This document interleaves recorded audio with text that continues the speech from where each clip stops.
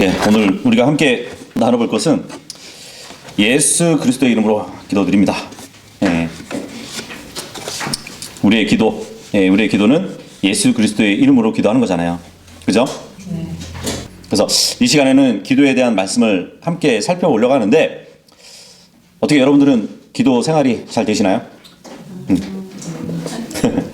여러분 중에는 기도의 응답을 잘 받아서 넘치는 기쁨으로 신앙생활을 하시는 분들이 있을 거예요. 그런데 열심히 기도하지만 응답받지 못하는 경우도 허다합니다. 왜 기도의 응답을 받지 못하는 것일까요?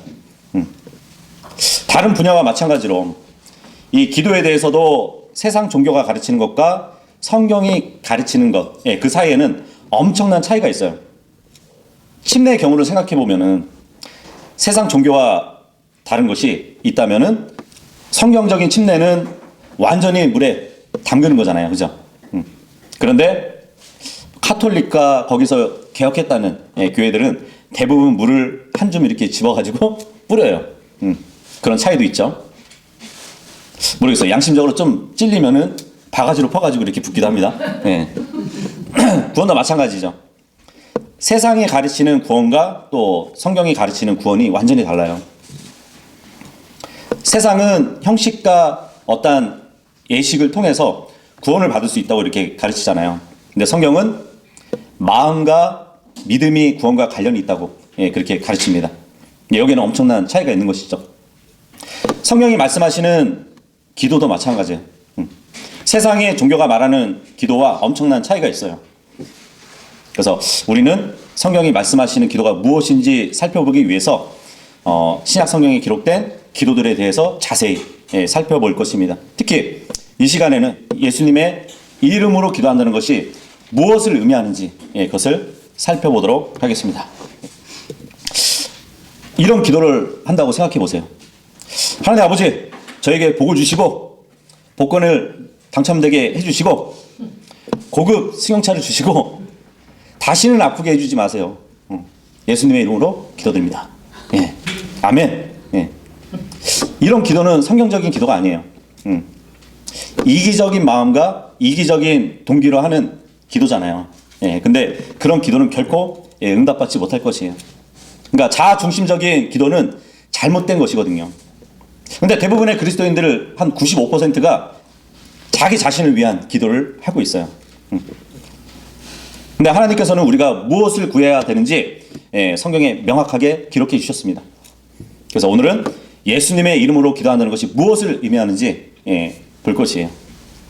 하나님께서는 우리에게 어떤 불확실한 가운데 남겨두지 않으셨거든요.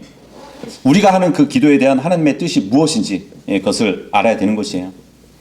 요한복음 14장 13절 함께 읽겠습니다. 시작. 그런즉 너희가 내 이름으로 무엇을 구하든지 내가 그것을 행하겠노라. 이로써 아버지께서 아들 안에서 영화롭게 되시도록 하려는 것이라. 너희가 나의 이름으로 무엇을 구하든지 내가 그것을 행하겠노라. 예수님의 이름으로 기도한다는 것, 이 의미는 무엇일까요? 주님께서는 너희가 나의 이름으로 어떤 것이든지 구한다면 내가 그것을 행하겠노라, 이 말씀을 해주고 있단 말이죠. 그래서 예수님의 이름으로 기도한다는 것이 어떤 사람들은 백지 수표를 받는 것과 마찬가지라고 이렇게 표현하시는 분들이 있어요. 그 수표를 발행해 준 이름이 확실하다면 백지에 원하는 만큼의 금액을 써놓아도 그만큼의 액수를 인출할 수 있다고 이렇게 가르치시는 분들이 있거든요. 근데 사실은 전혀 그렇지 않아요. 어떤 것을 구해도 기도 끝에 예수님의 이름으로 기도드렸습니다 라는 말을 붙이기만 하면 응답이 다 된다는 것, 결코 그렇지는 않아요. 기도는 하나님 앞에 나와서 여러분들이 원하는 것을 쭉 막 나열한 다음에 예수님의 이름을 들먹이고 끝내는 것이 아니에요. 방금 읽어본 요한복음 14장 13절을 인용하기만 하면 어떤 것을 구하든지 이것저것 다 구할 것을 아뢰고 나서 예수님의 이름으로 기도합니다 하면은 주님께서 다 응답해 주셔야 할 의무가 있는 게 아니라는 것이에요. 그래서 예수님의 이름으로 바르게 기도하기 위해서는 성경을 알아야 되는 것이에요.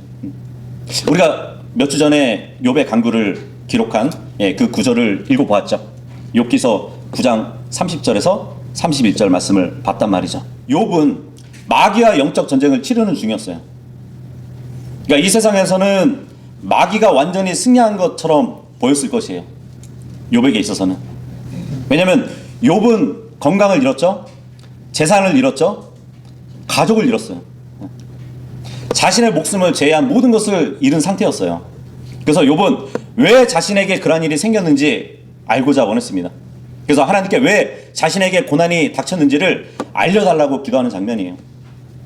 자신이 왜 불행한 일을 당하게 되었는지 설명해 달라고 기도한 것이에요. 어둠 속에서 빛을 구했지만 얻지 못했습니다. 욥기 9장 30절 31절 읽겠습니다. 설령 제가 눈 녹은 물로 저의 몸을 씻고 저의 두 손을 아무리 정결하게 씻는다 해도 여전히 당신께서는 저를 도랑 속에 빠뜨리실 것이요 제가 소유한 옷이 저를 혐오할 것이니이다. 욥은 오늘날 대부분의 기독교인들이 이해하지 못하고 있던 그 종교와 자기의 의의 핵심이 무엇인지 알고 있었어요. 지금 욥은 이렇게 말하는 것이에요. 자신이 아무리 깨끗이 씻고 최선을 다해도 하나님 앞에 나가면 주님께서는 그것을 몹시 싫어하고 도랑에 던져버릴 것이라고. 그러니까 하나님 눈앞에서는 결코 자신의 노력으로는 스스로 깨끗하게 씻을 수 없다는 그 고백을 하고 있는 것이에요. 32절도 한번 읽어볼게요. 시작. 그분은 나처럼 사람이 아니시기에 내가 그분께 대답할 수 없고 우리가 함께 재판으로 나아갈 수 없도다. 아마 여러분 중에는 어떤 사람을 보고 이렇게 감동을 받을 수가 있어요. 어떤 사람이 막 남을 도와주는 거 보면은 감동을 받기도 하죠. 그죠? 또 어떤 사람을 위해서 막 희생하는 사람들이 있어요. 그런 사람들을 보면은 감동이 돼요. 어떤 훌륭한 사람이 눈앞에 보이면 감동을 받을 때가 있다는 얘기예요. 하지만 거룩하신 하나님도 그러실까요? 영원부터 영원까지 계신 하나님께서 사람을 보고 감동을 하실까요? 인간의 어떤 행위도 하나님 앞에서는 감동시키지 못해요. 왜냐하면 하나님은 사람이 아니시기 때문이에요. 33절 마저 읽어볼게요. 시작. 또한 우리 사이에는 자신의 손을 우리 모두 위에 얹을 수 있는 어떤 중재인도 없도다. 지금 욥이 말하는 의미를 아시겠어요? 하나님께서는 하늘에 계셔요. 근데 인간은 이 땅 아래에 있어요. 인간이기 때문에 하나님과 시원하게 대화를 나눌 수 없어요. 하나님도 하나님이시기 때문에 인간과 시원하게 대화를 나눌 수가 없어요. 근데 지금 욥은 자신의 기도가 하나님께 상달되기를 원했습니다. 하나님께서도 자신의 말씀을 사람들이 제대로 받아들이기를 원하셨어요. 하지만 하나님과 인간 사이에는 너무나도 간격이 크기 때문에 서로 만날 수가 없었어요. 그래서 욥은 중재자를 원했다고 합니다. 욥이 원한 중재자는 하나님을 이해할 수 있는 존재여야 했단 말이에요. 그러려면은 그 중재자는 하나님과 같으신 분이 되어야 돼요. 그와 동시에 중재자는 또 인간도 이해할 수 있는 존재여야 돼요. 그죠? 그러면은 그 중재자는 인간과 같은 분이어야 된다는 것이죠. 그러니까 욥이 중재자를 원한 것은 하나님과 인간을 모두 이해할 수 있는 그러한 중재자가 나타나기를 바랬던 것이에요. 그래서 하늘과 땅 사이를 이어주기를 바랬단 말이에요. 그래서 하나님과 인간 사이를 대변해주고 서로 대화를 나눌 수 있도록 진정한 교제를 나눌 수 있도록 해줄 수 있는 중재자가 있기를 바랬단 얘기예요. 우리 집에는 별이라고 불리는 애완견이 있습니다. 그런데 우리 가족 중에는 그 애완견과 온전한 교제를 나눌 수 없어요. 아무리 동물과 가까이 지낸다 해도 완전한 의사소통을 할 수 없어요. 제한적이고 어떤 기본적인 의사소통만 가능할 뿐이에요. 그죠?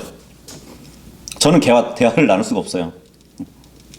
왜냐면 저는 개가 아니기 때문이에요.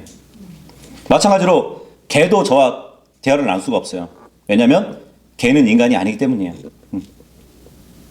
개와 인간은 서로의 존재를 인식할 수는 있어요. 그죠? 근데 완전한 의사소통을 할 수는 없단 말이에요. 가끔 농담식으로 아내가 한글을 가르치고 있다고 하는데 하나님과 인간도 마찬가지죠. 서로의 존재는 인식할 수 있지만 완전한 의사소통은 할 수 없어요. 그죠? 하나님과 인간 사이에 인식을 할 수 있지만 완전한 의사소통은 할 수 없다는 얘기예요. 그래서 우리가 디모데전서 3장 16절의 말씀을 보면은 이런 말씀이 있습니다. 시작. 또한 경건의 신비는 논란의 여지 없이 위대하도다. 하나님께서는 육체로 명백하게 나타나셨고 성령 안에서 정당함을 입증받으셨으며 천사들에게 보이셨고 이방인들에게 선포되셨으며 세상 속에서 믿어지셨고 영광 속으로 들리어 영접받으셨도다. 예. 이 말씀을 보니까 전능하신 하나님께서는 욥과 같은 인간을 살펴보셨어요. 그런데 주님께서 보시니까 인간이 하나님을 온전히 이해하지 못하고 있어요. 인간은 하나님이 될 수 없기 때문에. 그래서 하나님이 반대로 인간이 되신 것이에요. 인간은 하나님이 될 수 없잖아요. 그래서 하나님이 인간이 되신 거예요, 오히려. 그래서 하나님께서 인간의 몸을 입고 인간과 교제를 나눌 수 있는 그 모습으로 이 세상에 오신 것이에요. 그래서 아무도 볼 수 없었던 하나님을 누구나 볼 수 있게 그렇게 오신 것이에요. 이 세상에 오셔서 사람들과 함께 거하시고 사람들이 먹는 것을 똑같이 드시고 사람들이 마시는 것처럼 마시고 사람들이 자는 것처럼 주무시고 사람들이 줄이는 것처럼 주님도 줄이시고 사람들이 매 맞는 것처럼 매 맞으시고 사람들이 욕먹는 것처럼 모독을 당하시고 사람들이 친구를 사귀는 것처럼 친구를 사귀시고 사람이 죽는 것처럼 하나님께서 죽으셨어요. 네. 그렇게 하나님께서는 인간이 되셔서 오셨다는 얘기예요. 그래서 이제는 원하는 사람은 누구나 하나님과 진정한 교제를 나눌 수 있게 되었습니다. 네. 그분은 인간의 몸으로 오셨기 때문에 인간과 교제를 나눌 수 있었던 것이에요. 그리고 그분은 하나님이셨기 때문에 그분을 통해서 사람이 하나님과 교제를 나눌 수 있게 되었어요. 이분이 바로 온전한 중재자이신 것이에요. 근데 카톨릭에서는 예수님이 중재자가 아니라 마리아가 중재자라고 그렇게 믿고 있습니다. 근데 마리아는 단순한 인간이에요. 그냥 인류에 속한 인간일 뿐이에요. 마리아는 한 번도 하나님인 적이 없었잖아요. 그렇죠? 지금도 하나님이 아니고 앞으로도 결코 하나님이 될 수 없는 인간이란 말이에요. 그래서 마리아는 인간의 입장에서는 이해할 수는 있었지만 하나님의 입장에서는 이해할 수 없는 인간이었습니다. 중재자가 될 수 없어요. 마리아는 인간의 손을 잡을 수 있지만 하나님의 손을 잡을 수는 없었어요. 여러분도 다른 사람의 손을 잡을 수 있잖아요. 그죠? 왜냐하면 같은 인간이기 때문에.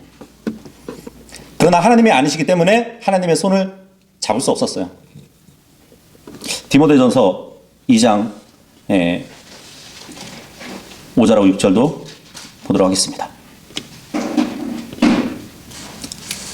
시작. 이는 유일하신 하나님이 계시며 하나님과 사람들 사이에도 유일하신 중재자가 계시기 때문이니 곧 사람이신 그리스도 예수시니라. 그분께서 모두를 위하여 하나의 속량값으로 자신을 주셨으니 합당한 때에 증언을 받으시리라. 예. 성경에 의하면 유일하신 하나님께서 계시대요. 그리고 유일한 한 중재자가 있다고 합니다. 예. 이 중재자는 하나님과 인간을 이어주는 역할을 하는 것이잖아요. 이 중재자는 바로 사람이신 그리스도 예수님이래요. 근데 여기서 사람, 더 맨이라고 되어 있잖아요. 이 맨은 사람으로도 번역이 되고 남자로도 번역이 돼요. 그렇다면은 마리아는 결코 중재자가 될 수 없는 것이에요. 그죠? 성경은 유일하신 중재자가 계시기 때문에 곧 하나님이신 그리스도 예수시니라 이렇게 말씀하지 않으세요. 잘 들어보세요. 하나님께서는 마리아의 태안에 인간의 육체를 하나 준비를 하셨어요. 그래서 한번 찾아볼까요? 히브리서 10장 5절 읽겠습니다. 시작. 이런 이유로 그분께서 세상으로 오실 때 친히 이같이 말씀하시니라. 희생 제물과 제물은 당신께서 바라지 아니하시나 당신께서 저에게 한 몸을 예비해 두셨나이다. 예. 그러니까 하나님께서는 마리아의 태안에 인간의 육체를 하나 준비하셨다는 얘기예요. 누가복음 1장 35절도 한번 보도록 할게요. 누가복음 1장 35절. 그 예비해 두신 몸이 바로 마리아의 태안에 있다는 것이에요. 읽겠습니다. 시작. 그러자 그 천사가 그녀에게 대답하여 이같이 말하였더라. 성령님께서 너희 위에 임하시리니 가장 높으신 분의 권능이 너에게 그늘을 드리우리라. 그러므로 너에게 태어날 그 거룩한 것 역시 하나님의 아들이라 불리라. 예. 이 말씀 보니까 예수 그리스도의 몸을 거룩한 것이라고 부르고 있어요. 그죠? 마리아의 태 속에서 하나님이 생성되고 있었던 게 아니에요. 네. 마리아 태 속에 만들어지고 있었던 것은 하나님이 아니라 하나님께서 들어가신 그 육체가 지금 준비되어 있는 것이에요. 그래서 거룩한 것이라고 기록이 되어 있는 것입니다. 근데 이것을 이해하지 못한 사람들이 어떻게 마리아 뱃속에 계신 주님을 물건처럼 표현할 수 있냐. 그러면서 킹제임스 성경에 오류라고 이렇게 지적을 해요. 그러면서 마리아 뱃속에 있는 거룩한 이 아니면은 거룩한 분 이렇게 번역을 해놨어요. 이해를 못하고 있는 것이에요. 하나님이 생성되는 것이 아니라 하나님이 들어갈 몸이 형성되고 있는 것이거든요. 그래서 우리가 아까 디모데전서 3장 16절에 봤지만 in the flesh라고 말씀해주고 있거든요. 육체 안에 하나님이 나타나셨다고 그렇게 말씀해주고 있는 것이에요. 하나님이 인간의 몸을 입고 그 몸 안에서 하나님은 시장에도 가셨고요. 그 몸 안에서 하나님은 목수일을 하셨어요. 그 몸 안에서 하나님은 뱃머리에서 기대어 주무시기도 하셨고요. 그 몸 안에서 하나님은 최후의 만찬도 하셨습니다. 그 몸 안에서 하나님은 십자가에 못 박혀 죽으셨던 것이에요. 그리고 3일 밤과 3일 낮이 지나고 나서 죽었던 그 몸은 다시 살아난 것이에요. 40일 후에는요, 하나님께서 그 몸을 입은 채로 하늘로 올라가신 것이에요. 그 아들 하나님께서는 지금도 그 몸을 입고 계셔요. 그 몸을 입고 하나님의 오른편에 앉아 계셔요. 아버지 하나님의 오른편에 앉아 계신 분은 분명히 아들 하나님이시지만 인간의 몸을 입고 계신다는 얘기예요. 그래서 예수님은 하나님이시지만 동시에 인간의 몸을 입고 오셨기 때문에 여전히 인간의 몸을 입고 저 하늘에서 계신 것이에요. 뭐 어떤 분들은 예수님께서 육체로 부활한 것이 아니라 영으로 부활한 것이라고 그렇게 가르치는 사람들이 있어요. 근데 그런 사람들은 하나님이신 예수님께서 지금도 인간의 몸을 입고 계신다는 그 놀라운 진리를 몽땅 제거해 버리는 것이에요. 뭐 어떤 분들은 예수님의 육체의 부활도 믿지만 그럼에도 예수님의 신성을 믿지 않는 사람들도 있어요. 그래서 그 근거 구절을 누가복음 22장 69절을 들거든요. 거기 보면 예수님이 이런 말씀을 해요. 이후로는 인자가 하나님의 권능의 오른편에 앉으리라, 이 말씀을 하고 있어요. 자신을 인자라고 부르거든요. 자, 봐라. 예수님 자신을 인자라고 부르고 아버지 하나님을 하나님이라 부르지 않냐. 그럼 예수님은 하나님이 아니시지 않냐고 그렇게 얘기를 하는 것이에요. 근데 왜 예수님께서 자신을 인자라고 말씀하셨을까요? 여전히 육신을 입고 있기 때문에 자신을 인자, 그러니까 사람의 아들로 부르고 있을 뿐이에요. 여전히 육신을 입고 계시기 때문에 사람이신 그리스도 예수님은 하나님과 인간을 이어주는 유일한 중재자로 계시는 것이에요. 과거의 중재자였을 뿐만 아니라 지금도 현재도 중재자이셔요. 그리고 동시에 믿는 자들을 위한 중보자가 되셨습니다. 그러니까 예수님은 과거에만 인간의 몸을 입고 계셨던 것이 아니라 지금도 인간의 몸을 입고 계셔가지고 인간을 위해서 중보해주고 계신다는 얘기예요. 조금 전에 읽어봤지만 디모데전서 2장 5절에 보면 유일하신 하나님이 계시고 하나님과 사람들 사이에도 유일하신 중재자가 계시기 때문이니 곧 사람이신 그리스도 예수시니라. 예. 사람이신 그리스도 예수님은 인간과 하나님을 연결해주는 유일한 중재자래요. 예수님은 유일한 하나님과 인간을 연결해 주셔요. 그렇다면 예수님은 몇 명의 사람을 하나님과 연결해 주실까요? 예수님은 몇 명의 사람이 하나님과 교제를 나눌 수 있도록 해 주실 수 있을까요? 예. 그분께서 모두를 위하여 하나의 속량값으로 자신을 주셨다고. 모든 사람이에요. 예. 예수님께서 모든 사람을 위한 대속물로 자신을 주셨기 때문에 모든 사람이 예수님을 통해서 하나님과 교제를 나눌 수 있게 해주셨대요. 어떤 남자나 여자나 어떤 소년이나 소녀나 어떤 할아버지나 할머니나 할 것 없이 여기 모인 누구라 할지라도 예수 그리스도를 믿기만 하면 자신을 만든 창조주와 개인적인 관계를 갖고 친밀한 교제를 나눌 수 있도록 해주셨다는 얘기예요. 뭐 하나님과 교제를 나누기 위해서 신학교를 나와야 하거나 어떤 수도원을 들어가야 되는 것이 아니에요. 어떤 신비한 체험을 해서 그렇게 되는 것이 아니란 말이에요. 누구든지 원하면 하나님과 개인적인 친밀한 교제를 나눌 수 있는 것이에요. 왜냐하면 예수님께서 모든 사람을 위해서 죽으셨기 때문에.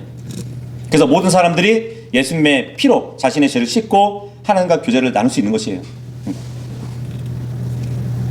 예수님께서 하늘로 올라가신 지가 거의 2000년이 됐습니다. 예. 뭐 AD 33년이면 앞으로 뭐 2033년이 되면 거의 2000년이 되는 거잖아요. 그죠? 근데 예수님께서 하늘로 올라가셔서 무엇을 하고 계실까요? 우리를 위해서 저택을 준비해 주고 계실 겁니다. 예. 그리고 믿는 자들에게 상급을 주시기 위해서 아마 지금 녹화를 하고 계실 것이에요. 가끔씩 이렇게 VP하고 하시면 다 녹화가 될 겁니다. 예. 우리의 구원자 되신 그 예수님의 핵심적인 일은 따로 있어요. 예. 그것이 뭐냐면 히브리서 7장 19절에서 24절의 말씀인데 이것은 기니까 제가 읽어볼게요. 이는 율법이 아무것도 완전하게 하지 못하였으나 오히려 더 좋은 소망의 도래가 그것을 이루었기 때문이라. 그 소망에 의하여 우리가 하나님께 가까이 다가가느니라. 그리고 그분께서 제사장이 되신 것이 아무런 맹세 하나 없이 되신 것이 아니므로 이는 그 제사장들이 아무런 하나의 맹세도 없이 되었기 때문이라. 그러나 이분은 그분께 말씀하신 분에 의하여 맹세로 되셨으니 다음과 같도다. 주께서 맹세하시고 돌이키지 아니하시리니 너는 영원토록 멜키세덱의 계열에 따른 제사장이라 하셨느니라. 그만큼 예수님께서는 더 좋은 유언 언약의 보증인이 되셨느니라. 그리고 그들은 참으로 많은 제사장들이었으니 죽음으로 인하여 그들이 계속 지속하도록 용납되지 않았기 때문이라. 그러나 이 사람은 변경할 수 없는 제사장직을 가지셨으니 그분께서 앞으로도 계속 계시기 때문이라. 예. 그러니까 이 말씀은 율법의 체계, 율법 체계 아래에서는 제사장들이 있었어요. 근데 제사장들은 일시적으로 하나님과 인간을 연결해주는 일을 하긴 했었어요. 인간이 하나님께 제물을 가져오면 제사장은 그것을 받아가지고 제물을 가져온 사람을 대신해서 하나님께 드렸단 말이에요. 근데 대제사장은 1년에 단 한 번만 지성소에 들어갈 수 있었어요. 그리고 하나님을 만날 수 있었어요. 1년에 한 번. 대제사장을 제외한 이 세상의 모든 사람들은 하나님과 직접 대면하지 못하고 지성소 밖에 있었어요.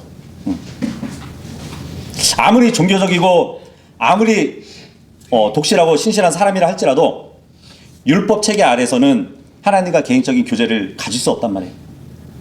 대제사장이 대신해서 하나님과 나눌 수 있었어요. 그리고 이제 구약 때는 대제사장이라 할지라도 계속 바뀌었어요. 예. 왜 바뀐지 아세요?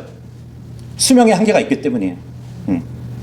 그래서 대제사장이 죽으면 다른 사람이 그 자리를 이어받았습니다. 대제사장이 죽으면 사람들은 그 대제사장이었던 사람을 땅에 묻었고 땅에 묻힌 그 대제사장은 계속 땅에 있을 수밖에 없었어요. 그런데 성경에 보니까 지난 2000년 동안의 신약교회 대제사장은 단 한 분밖에 없었다고 말씀해 주고 있는 것이에요. 이스라엘은 수많은 대제사장이 있었지만 왜 교회 시대에는 2000년 동안 단 한 분, 그분만이 대제사장이었는지 아세요? 그분은 죽지 않기 때문이에요. 그분은 영원히 죽지 않기 때문이에요. 그러니까 우리에게는 또 다른 제사장이 필요하지 않단 말이에요. 히브리서 7장 25절에 보면 이런 이유로 그분께서 항상 살아계시어 그들을 위하여 중보하시나니 그분께서는 자신에 의하여 하나님께 나오는 자들을 능히 끝까지 구원할 수 있느니라. 이 말씀이 있습니다. 항상 살아계셔가지고 그들을 위하여 중보하신대요. 예수님께서는 살아계셔요. 영원토록 살아계셔요. 그래서 믿음으로 그분께 나오는 자들을 위해서 중보해 주실 수 있다고 합니다. 뭐 사냥을 좋아하는 사람은 사냥을 하기 위해서 산다고 얘기해요. 낚시를 좋아하는 사람은 낚시를 하기 위해서 산다고 합니다. 돈을 벌기 위해 사는 사람도 있어요. 만약에 여러분이 하늘로 올라가가지고 예수님을 인터뷰하면서 예수님께 질문을 한다고 생각해 보세요. 필그림 방송국에서 나왔습니다. 예수님께서는 무엇을 위해 사십니까? 주님께서는 아마 이렇게 대답할 것이에요. 나는 나를 믿는 사람들을 중보하기 위해서 산다고. 나는 그들을 위해서 기도하기 위해서 산다고. 우리가 어려운 일을 당할 때 보면 다른 그리스도인에게 또 기도도 요청하기도 하죠. 그죠? 함께 기도해 달라고. 기도 요청을 받은 사람이 그 사람을 위해서 기도할 때도 있지만 또 기도를 못 해줄 때도 있어요. 다른 사람들을 위해서 기도해야 하고 특히 기도 요청을 받을 때는 더욱 그래야 하지만 그 기도 요청을 받고 나서도 까마득하게 잊어버릴 때가 있단 말이에요. 그런데 나를 위해서 기도해달라고 부탁한 그 사람은 잊어버릴 수는 있지만 예수님은 결코 그 기도를 잊어버리지 않으세요. 그죠? 잊어버린 적이 없으세요. 나를 위해서 아무도 기도해 주지 않아도 예수님께서는 기도해 주신단 말이에요. 구원받고 거듭난 하나님의 자녀라면 아무도 그 사람을 위해서 기도해 주지 않아도 예수님은 그 사람을 위해서 기도해 주신단 말이에요. 그러니까 우리 주위에 있는 사람들이 모두 바쁘잖아요. 바쁜 생활을 하잖아요.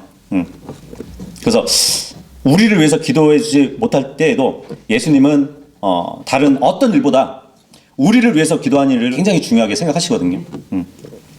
예수님은 항상 살아계셔서 자신을 믿는 사람들을 위해서 기도해 주신단 말이에요. 그래서 예수 그리스도를 자신의 구원자로 믿고 받아들일 때 예수님은 늘 저 하늘에서 기도를 해 주십니다. 오른편에 앉아 계셔가지고 그죠? 중보해 주신단 말이에요. 근데 예수님뿐만 아니라 우리가 예수 그리스도를 믿으면 성령님이 우리 안에 들어오시잖아요. 그 성령님도 우리를 위해서 또 중보해 주세요. 로마서 8장 26절만 읽어볼게요. 시작. 마찬가지로 성령께서도 우리의 연약함들을 도우시나니 우리가 마땅히 기도해야 할 바를 우리 자신이 모르기 때문이라. 그러나 성령 그 자체께서 말로 표현할 수 없는 신음들로 우리를 위하여 중보하시느니라. 우리 주위에 암이 걸린 사람이 있다고 생각해 보세요. 우리는 그 사람이 낫게 해달라고 하나님께 기도할 것이에요. 그죠? 우리가 왜 그 사람을 위해서 기도할까요? 그 사람은 우리의 친구이고 우리의 형제이고 자매이기 때문에 그 성도가 고통받는 것을 보고 싶지 않기 때문에 우리는 기도를 해준단 말이에요. 그죠? 만일 내가 암에 걸렸다고 쳐도 저도 이 암에서 낫기를 원하기 때문에 기도했을 것이에요. 나는 내 길을 알지 못하잖아요. 다음 주에 어떠한 일이 일어날지도 모르잖아요. 그리고 하나님의 목적이 무엇인지도 모르거든요. 그래서 나는 무엇을 위해서 어떻게 기도해야 할지 몰라요. 근데 하나님만 이 모든 사항을 정확히 아시거든요. 모르겠어요. 뭐 친구를 교회로 인도해가지고 제발 강단에서 복음 설교가 나오게 해달라고 기도한 사람도 있었을 것이에요. 세상 친구를 딱 데려가지고 오늘은 복음 설교가 나왔으면은 하는 바람으로 주님께 기도를 할 수 있을 것이에요.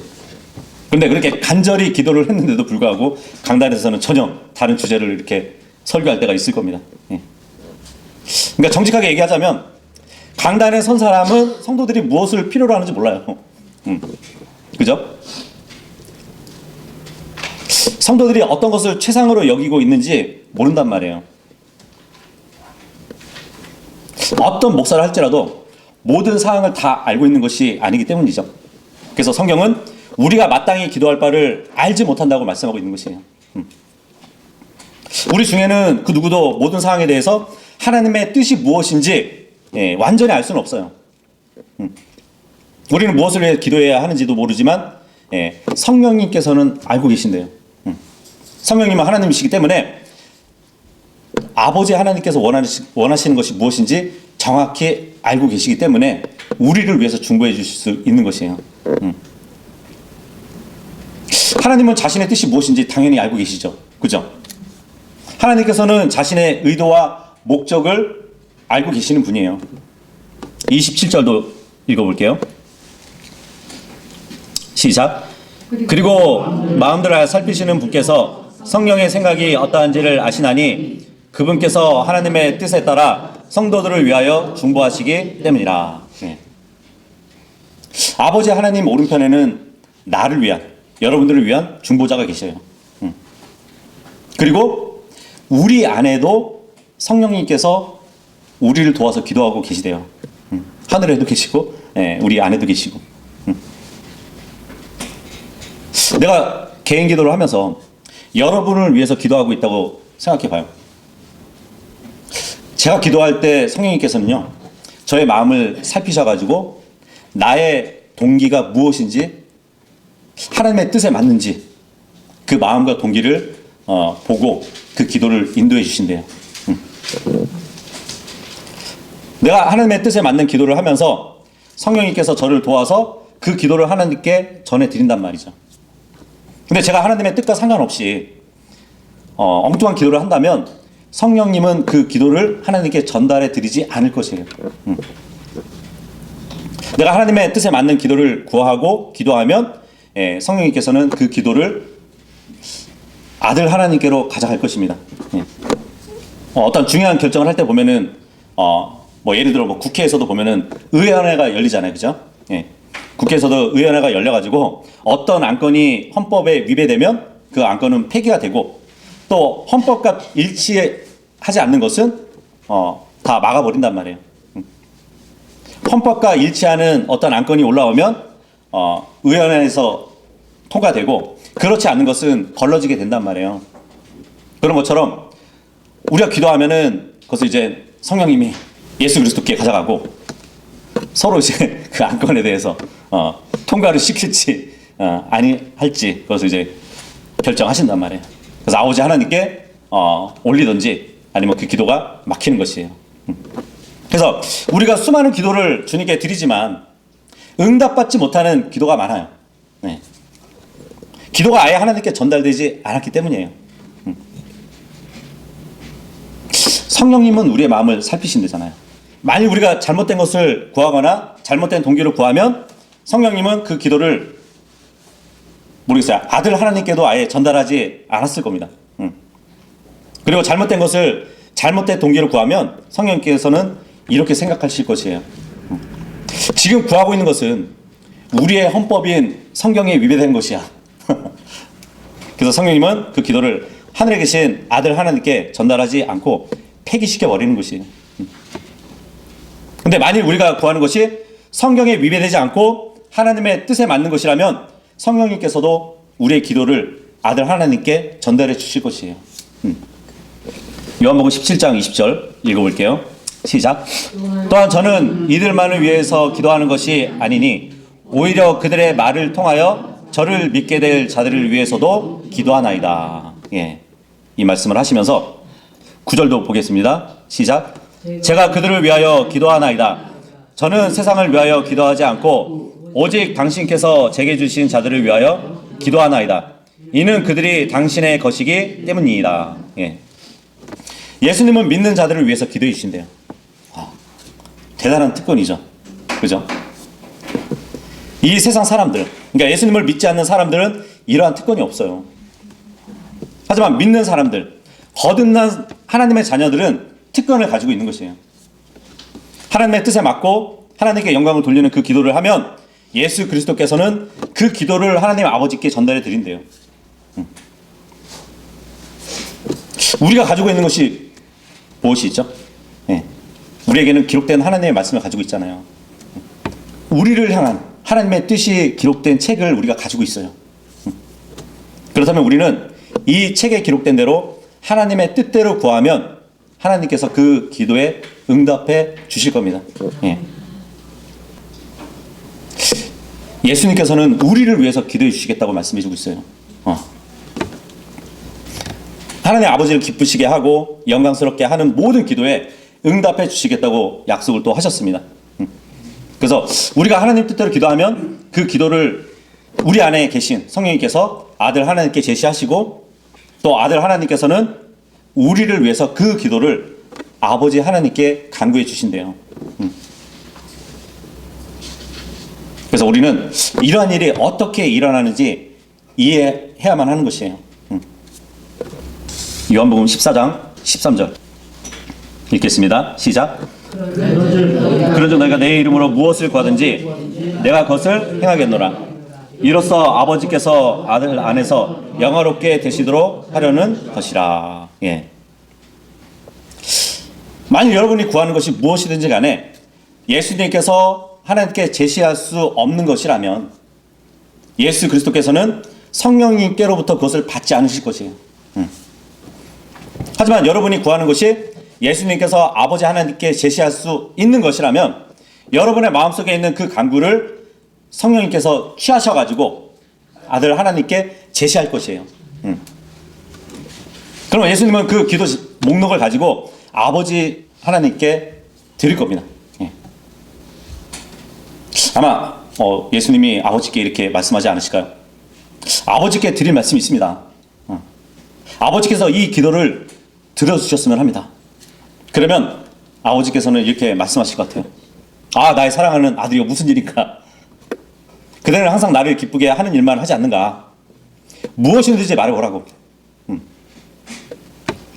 그러면서 우리의 기도를 응답을 해주실 거란 말이에요.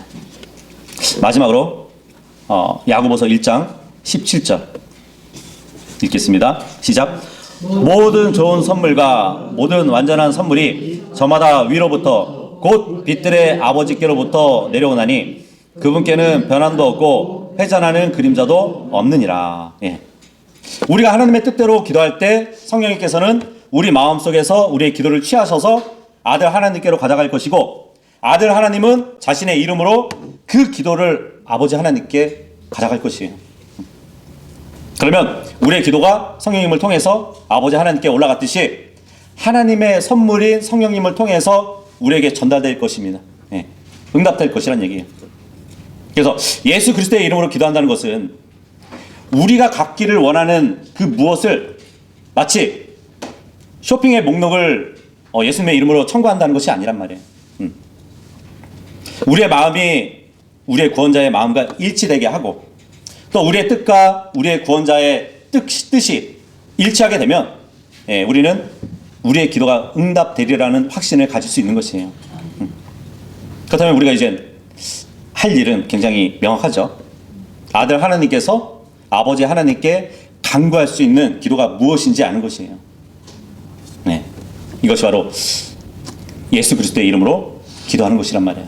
네, 그래서 우리가 이 말씀을 나눠봤는데 정말 우리가 기도할 때마다 정말 이 의미를 늘 생각하면서 기도할 수 있는 모두가 될 수 있기를 바라겠습니다. 네, 기도하고 마치겠습니다. 하나님 아버지, 우리는 늘 주님께 원하는 것을 기도하면서 삽니다. 하지만 때로는 우리의 육신의 정욕을 위해서 구하는 것이 있습니다. 그런 것들은 우리 안에 계신 성령님께서 정말 하나님께 전달드리지 않고 폐기시켜 버리기 때문에 우리는 응답받지 못하는 것입니다. 하지만 우리가 말씀을 통해서 정말 주님께서 원하시고 계획하시고 어떤 이루시고자 하는 그런 목적에 부합되는 기도가 있다면 성령님은 주님께 상달시켜서서 우리가 응답받을 수 있다는 것을 우리가 알았습니다. 그러니까 늘 우리가 구하는 것이 정말 참된 주님이 원하시는 것인지 한 번 더 생각하고 진지하게 기도할 수 있는 모두가 될 수 있기를 바랍니다. 감사드리며 예수님의 이름으로 기도드립니다. 아멘.